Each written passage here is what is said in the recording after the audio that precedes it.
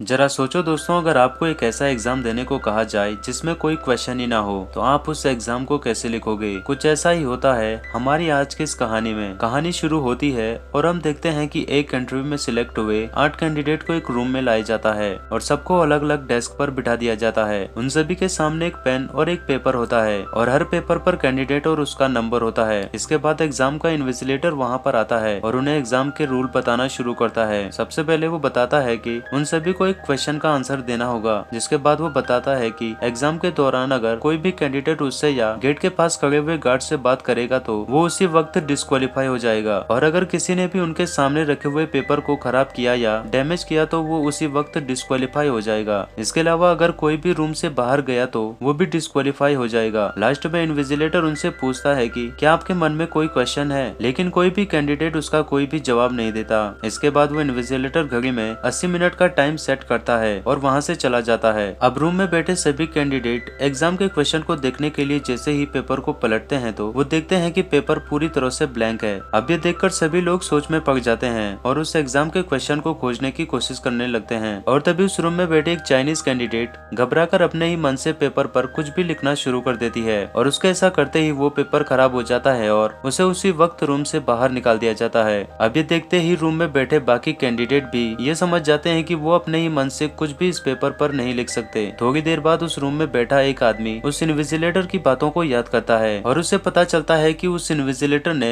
उससे और गेट के पास खड़े गार्ड से बात करने के लिए मना किया था। मतलब वो लोग आपस में बात कर सकते थे। अब सभी लोग आपस में बातें करने लगते हैं और सभी मिलकर उस एग्जाम के क्वेश्चन को ढूंढने की कोशिश करते हैं। सभी कैंडिडेट एक दूसरे को अपना नाम नहीं बता सकते थे, इसलिए एक कैंडिडेट उनमें से सभी के स्किन और बालों के कलर के बेस पर उनके निकनेम्स रख देता है, जिसमें वो खुद का नाम व्हाइट रखता है और बाकी का ब्लैक, ब्लॉन्ड, ब्राउन, ब्लोनेट और डार्क रखता है। और लास्ट में बचे हुए कैंडिडेट का नाम डेफ रखता है, क्योंकि वो किसी से बात नहीं कर रहा था। इसके बाद सभी लोग क्वेश्चन ढूंढने के लिए अलग अलग तरीके सोचने लगते हैं। सबसे पहले वो सोचते हैं कि क्वेश्चन पेपर पर ही है, लेकिन वो इनविजिबल है, इसीलिए वो उसे ढूंढने के लिए रूम की सारी लाइट्स को तोड़ देते हैं, जिससे इमरजेंसी के लिए लगी हुई यूवी लाइट से वो उस पेपर पर छुपे हुए क्वेश्चन को ढूंढ पाए, लेकिन वो उससे नाकामयाब रहते हैं। इसके बाद वो सोचते हैं कि पेपर पर पानी डालने से शायद वो क्वेश्चन विजिबल हो जाएगा, लेकिन वो इस कोशिश में भी नाकामयाब रहते हैं। इसी बीच व्हाइट चालाकी से ब्रूनेट से उसके पेपर पर ही आग लगवा लेता है, जिससे वो डिस्क्वालीफाई हो जाती है। इसके बाद व्हाइट डेप के पास आता है और उसे भी इस रूम को छोड़कर जाने के लिए मजबूर करता है, और इसी के साथ ही डेप भी डिस्क्वालीफाई हो जाता है। फिर इसके कुछ देर बाद व्हाइट सभी लोगों से कहता है कि उसे क्वेश्चन का पता चल चुका है, लेकिन वो किसी को भी नहीं बताएगा। अब व्हाइट की इन बातों से ब्लैक बहुत ज्यादा चिढ़ जाता है और व्हाइट को मुक्का मारकर बेहोश कर देता है। फिर थोड़ी देर बाद जब व्हाइट को होश आता है तो वो सभी से रिक्वेस्ट करता है कि उसकी दवा खाने का टाइम हो गया है, इसलिए कोई उसकी पॉकेट से दवा निकालकर उसे खिला दे। लेकिन व्हाइट की पिछली हरकतों को देखते हुए कोई भी उस पर भरोसा नहीं करता और सभी व्हाइट को ऐसे ही छोड़ देते हैं। और तभी ब्लॉन्ड व्हाइट पर तरस खाकर उसकी मदद करने की सोचती है, लेकिन बाकी के लोग उसको ऐसा करने से रोक देते हैं। इसके बाद ब्राउन सभी का ध्यान व्हाइट से हटाने के लिए डार्क को परेशान करना शुरू कर देता है और सभी को कहता है कि डार्क को कंपनी के बारे में बहुत कुछ पता है, लेकिन वो हमसे सब कुछ छुपा रही है। फिर ब्राउन डार्क से सच उगलवाने के लिए उसको टॉर्चर करने लगता है और तभी वो बताती है कि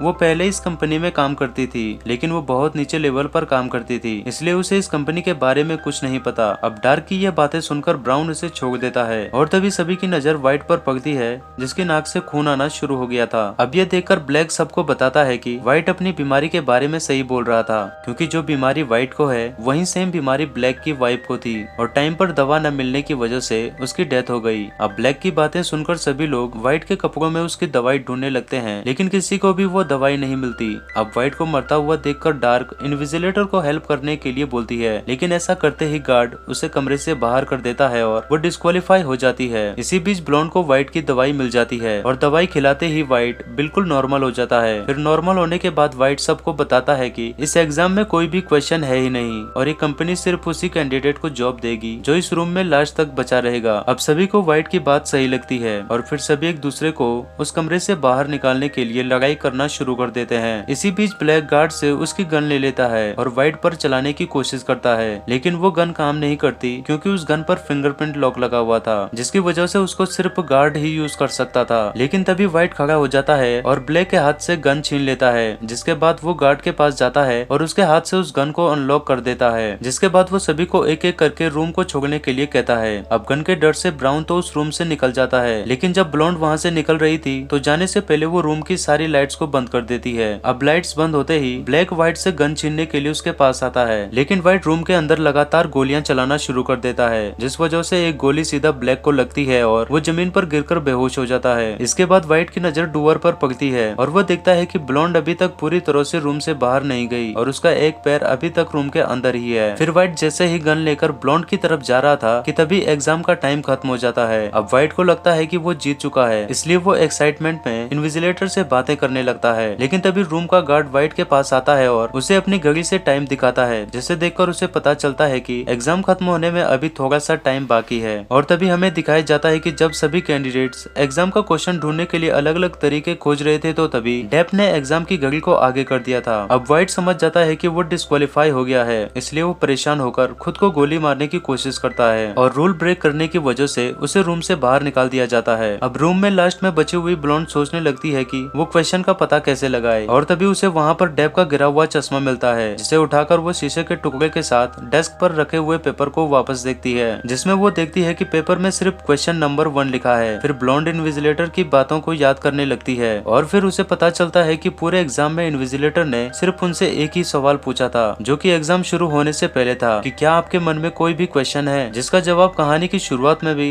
किसी ने नहीं दिया था। और तभी वो इन्विजिलेटर ब्लॉन्ड के सामने आता है और उससे आंसर पूछता है, जिसका जवाब ब्लॉन्ड नो देती है। अब उसका आंसर सुनकर इन्विजिलेटर खुश हो जाता है और फिर उसे डेप से मिलवाता है। वो बताता है कि डेप इस कंपनी का सीईओ है और एक बहुत ही बड़ा साइंटिस्ट भी है, जिसने दुनिया को बचाने के लिए एक एंटीवायरस डेवलप किया था। दरअसल डेप को एक ऐसा कैंडिडेट चाहिए था जो टाइम आने पर मुश्किल फैसले आराम से कर सके, लेकिन ब्लॉन्ड उनको इस कंपनी में काम करने से मना कर देती है और कहती है कि मैं ऐसी जगहों पर काम नहीं कर सकती जहाँ पर पहुँचने के लिए मुझे लोगों की जान लेनी पड़े। लेकिन तभी वो देखती है कि ब्लैक जिसको गोली लगी थी वो वापस से उठ जाता है, क्योंकि उसको लगने वाली गोली नकली थी। अब ब्लॉन्ड को ये देखकर बहुत अच्छा लगता है, क्योंकि उस एग्जाम का मकसद यही था कि कौन इस कंपनी के लिए समझदारी से काम कर सकता है, और ब्लॉन्ड ने उस एग्जाम को पास कर लिया था और वह इस कंपनी में काम करने के लिए भी तैयार हो जाती है। और दोस्तों, इसी के साथ ही ये कहानी यहीं पर खत्म हो जाती है।